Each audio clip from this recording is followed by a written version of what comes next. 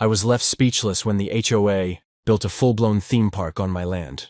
Without a word, turning my quiet life upside down with relentless neighbors and a meddling Karen at the helm. How did I take on the system and fight back in the most unexpected courtroom showdown ever? Welcome to my channel. Please subscribe if you want more Karen and HOA stories. I woke up one bright morning and something felt very strange. In the first 10 seconds of my day, I saw a sight that made my heart beat fast. A loud, colorful sign on what I thought was my quiet piece of land. I couldn't believe my eyes. It seemed that overnight, my small, peaceful yard had turned into a part of a big, noisy theme park. I felt a mix of shock and anger, but I stayed calm, even though everything around me was changing in ways I never expected. At first, I thought it must be a mistake. I walked slowly to the front gate and saw people laughing and riding rides. And I noticed flashing lights everywhere. I remembered all the times I had enjoyed my quiet mornings, sitting with a cup of tea and reading a book, and I wondered how this could be happening. I looked at the large, colorful map on the entrance gate. It showed my property marked in a bright color that now belonged to the theme park. I knew that this map was the same one I had studied when I bought the land, and I was sure it was wrong to mark it this way without asking me. I went back inside and sat down at my computer. I began to search for clues and gather information. I pulled out the old property, maps and legal papers that I had kept safe for many years. With careful steps, I compared the old maps with the new one, and I felt a deep unease. Something did not add up. I found a few small changes in the borderlines that made it look like the HOA had taken my land piece by piece. My heart pounded as I realized that these changes were not there before. I decided that I needed to learn more about how this happened. The next day, I decided to visit the HOA office. I walked there with a notebook, a few copies of my old maps, and all my calm determination. I was careful not to let my anger take over. At the office, I asked for an explanation. The person at the front desk, with a kind smile at first, handed me a stack of papers that explained the new project. I flipped through them slowly, trying to make sense of the legal jargon. In those first few seconds at the counter, I felt like I was watching my life being rewritten without my say. I could sense that something was not right. Then I met Karen. Karen was one of the top members of the HOA, and she had a loud and bossy way about her. She immediately made it clear that she believed the project was a great idea. "This theme park is going to make everything better for everyone," she said with a haughty smile. I listened to her words and felt a chill run down my spine. Even though I was calm on the outside, inside I was full of questions and worries. How could they build something so huge on my land? Why did they not ask me first? I left the office with even more questions than before. I went back home and sat at my kitchen table, my old map spread out before me. I used a pen to draw over the lines and mark the changes. I also wrote down all the words that Karen had said, so I could remember every detail. I thought about how I could prove that my land was taken without my permission. I needed more evidence, and I needed to understand the legal parts of what was happening. I started by reading up on property laws at the local library. I found books and simple guides that explained how land boundaries should be handled. I learned that any changes to property lines must be agreed upon by the landowner, and they must be made public with a lot of care. The more I read, the more I felt sure that what had been done was wrong. I even took some photos of the maps and the new signs, so I could show them to a lawyer later. My calm determination grew stronger with every page I turned. Later that day, I drove slowly by the edge of my property. I parked my car and took a careful walk along the boundary line. I used a small tape measure to check distances and marked points on the ground with a stick. I recorded all of this in my notebook, thinking that every little detail might be important later. I felt like a detective looking for clues in a mystery that was unfolding right before my eyes. Each step I took was filled with worry and hope. In the evening, I sat down at my computer again. I uploaded some of the photos and scanned copies of the documents to a secure folder online. I then wrote a blog post about the strange changes happening on my land. I kept my words simple and honest, sharing my feelings without making wild claims. I mentioned the unusual changes on my property map, the loud theme park that popped up, and the bossy words of Karen at the HOA office. I ended the post with a simple question, inviting my neighbors and friends to share their thoughts. I hoped that someone else might have noticed the changes too. My post quickly caught the attention of a few local reporters. In the next few days, I received friendly emails asking for more details about my story. I realized that my small problem was becoming a bigger issue in our community. People started talking about how the HOA had taken over a piece of land without proper permission. I felt a bit nervous, but also a strong sense of responsibility. I wanted to make sure that the truth was known, not just for me, but for everyone who cared about their homes and their rights. One evening, as I was reading through the messages on my blog, I noticed a reply that made me stop. It was from someone who claimed to have seen secret meetings between some HOA members. This person said that the changes to the property lines had been planned for a long time and that Karen had been very pushy about it. I couldn't tell if it was true or not, but it was another piece of the puzzle. I felt like I was starting to see a pattern, a hidden story that was too big to ignore. I decided to keep all my notes and even made copies of the legal guides I had found at the library. Every new piece of evidence, every message from a neighbor, added more to my story. I knew that I had to be careful not to reveal too much too soon, so I kept all my documents safe in a locked folder on my computer. I was careful with my words, making sure not to anger Karen or anyone from the HOA while I gathered all the facts. My calm and steady approach was my best tool, and I used it well. That night, as I lay in bed, I thought about how my quiet life had been changed forever. I wondered what would happen next, and if I would ever get back the piece of land that was so dear to me. The thought made me feel sad but also brave. I knew that I had the power of research, property maps, and legal knowledge on my side, and that would help me stand up to the big, powerful HOA and the overbearing Karen. As I closed my eyes, I made a promise to myself. I promised that I would not let this injustice go unnoticed.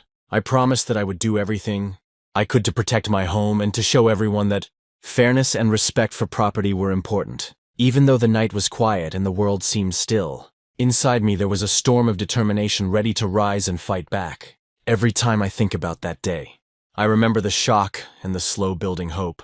I remember the moment when I first saw the theme park sign and felt that mix of anger and disbelief. I remember the careful steps I took to gather the maps, the photos, and the words that would help me in the future. And even now, as I stand at the beginning of a long journey, I feel determined and calm, ready to face whatever comes next. There is still so much I do not know about how far this plan goes, and many questions linger in my mind.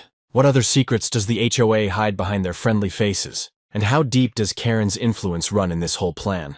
I know that the answers will come in time, but for now, I continue to gather every scrap of truth. I hold on to the hope that one day, I will set things right. The quiet land I once cherished may be tangled in confusion now, but I believe that by piecing together every fact and every clue, I will uncover the whole story and restore what is mine. In this quiet beginning, I find strength in knowledge and in the support of those who care about fairness. I stay true to my gentle and honest nature, even as I prepare for the battles that lie ahead. With every new piece of evidence, my resolve grows stronger. I know that this is only the start, and that the days ahead will bring many surprises. My story is just beginning, and I am ready to walk this path of truth, one careful step at a time. I still remember the shock that hit me after the theme park was built on my land. It was the morning after I first saw the bright lights and heard the loud sounds. I knew right away that I had to do something. I took a deep breath and promised myself that I would stand up for what was mine. The day started with my phone buzzing nonstop. I looked at the messages and saw new pictures of the park posted online. I felt my heart beat faster. I knew this was my chance to find out more. I began to dig into the records and rules about my land. I found old property maps that clearly showed my boundaries, and legal papers that proved I was the rightful owner. Even though I felt sad about the changes, I stayed calm and determined. That very morning, I visited the town hall. I asked the clerk to show me old records about my property. The clerk pulled out blueprints and maps that the HOA had not shared with anyone. I took careful pictures of every detail and made notes. I felt like I had found a secret key to my case. I also started talking with my neighbors. Some of them told me that they had seen construction workers coming at odd times, and a few mentioned that Karen, the loud and overbearing woman, had been seen talking in private with HOA people. I began to piece everything together in my mind. Later that day, I had my first face-to-face meeting with Karen. I remember her voice raised, filled with anger and entitlement, as she told me that I was the one causing trouble. She insisted that the park was good for everyone, and that I should be thankful. I listened carefully and tried to keep my voice steady. I explained that I had documents, maps, and legal papers that showed the park was built without my permission. Karen just laughed and waved away my evidence, saying it was old news and did not count. Even though her words stung, I left the meeting even more determined to get the truth out. My heart pounded as I walked home that day. I knew that I could not let the HOA and Karen push me around. I decided to reach out to a local reporter who had heard whispers about the strange events on my land. I sent him copies of the maps and my notes. I told him about the secret meetings and the odd hours of construction. In the first 10 seconds after sharing my story with him, I felt a rush of hope. This was a new beginning, a way to make everyone listen. A few hours later, my lawyer called me. He told me that there were more hidden records than I had known about. There were emails and memos that showed the HOA had planned the park for many months behind closed doors. I felt a mix of anger and relief. This news was like a spark that lit a fire inside me. With my lawyer's help, I began to write down every single detail I could remember from meetings and conversations. I turned all of my notes into a strong case that I could one day use in court. I went back to the next HOA meeting with even more evidence, sitting at the large table in the meeting room. I spoke slowly and clearly about what was wrong. I explained how the park was built without proper approval, and I mentioned the strange late-night work that I had heard about. I talked about the secret deals I had uncovered and how Karen always tried to silence my concerns. Some of the board members listened quietly, while Karen rolled her eyes and interrupted me repeatedly. The tension in the room was thick, and every moment felt like a battle of truth versus power. As the meeting ended, I left with a feeling of hope mixed with worry. I was proud of the evidence I had gathered, but I knew this fight was only beginning. I promised myself to keep searching for the truth, and to share every new discovery with the media. And my lawyer, every document I collected, every map I studied, added another piece to the puzzle. I was on a mission to show everyone that the rules were there for a reason, and that no one should be above the law. That evening, as I sat in my small living room, I spread out all my files on the table. I looked at the clear lines on the maps and the detailed notes I had taken. The soft hum of the park in the distance reminded me that my home was not mine anymore. Yet with every piece of evidence, I felt a little stronger. I was learning how to use research and legal words like tools in a toolbox. I was no longer a quiet bystander. I was now a defender of what was right. Every day brought new challenges and surprises. I learned that some neighbors were too scared to speak up, but a few kind souls joined me and shared their own stories. They told me how the park's noise and bright lights made it hard for them to sleep at night. Their words gave me more courage. I started to see that I was fighting not just for my land, but for the peace of our whole neighborhood. Then, one day, I received a strange letter in the mail. The note was short but full of warning. Stop now or face the consequences.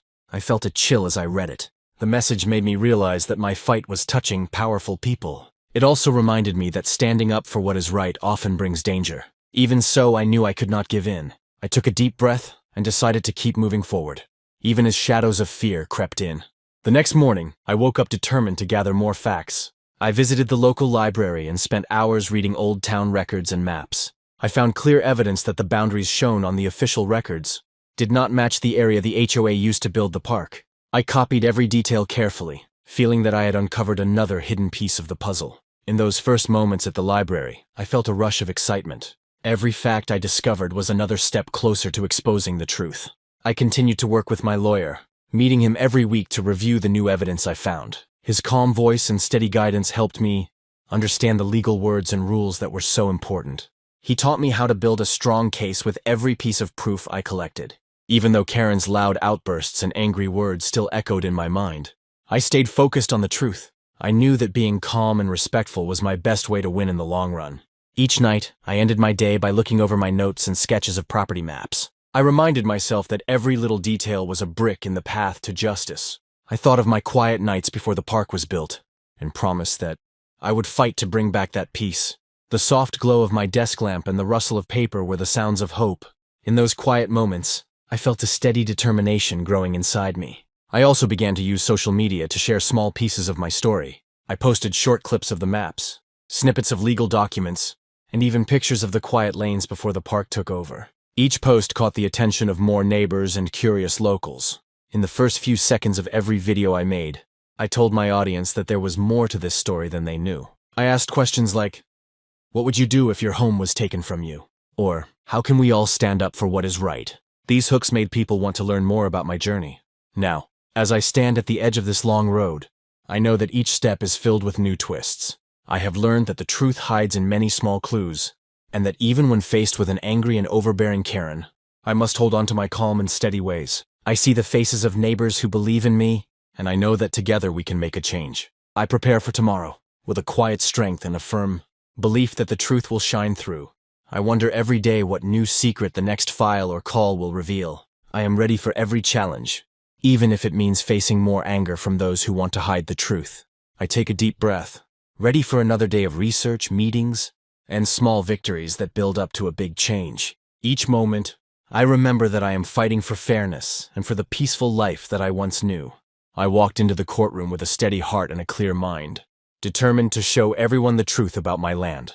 I had spent long nights studying property maps and digging through old records to prepare my case. I used simple legal ideas that even a fourth grader could understand, because I knew that knowledge is power. From the moment I stepped inside, I felt the weight of every word I was about to say. Before the trial, I reached out to local reporters and shared my story on TV and online. I wanted everyone to know what had happened, and I hoped that speaking up would put an end to Karen's entitled behavior. Karen, with her loud voice and stubborn attitude, believed her rules were above all else. I gathered my own evidence, determined to stand up for my rights and the rights of my quiet neighbors. As the trial began, the judge listened carefully to every word. I spoke slowly and clearly, explaining how the HOA had built a theme park on my land without asking. I showed the judge my maps and legal notes, each page telling the story of a home-turned battleground. When I mentioned the endless disruptions by my neighbors and Karen's constant interruptions, the room grew silent with anticipation. I recalled nights spent at the library, reading old records and learning the law.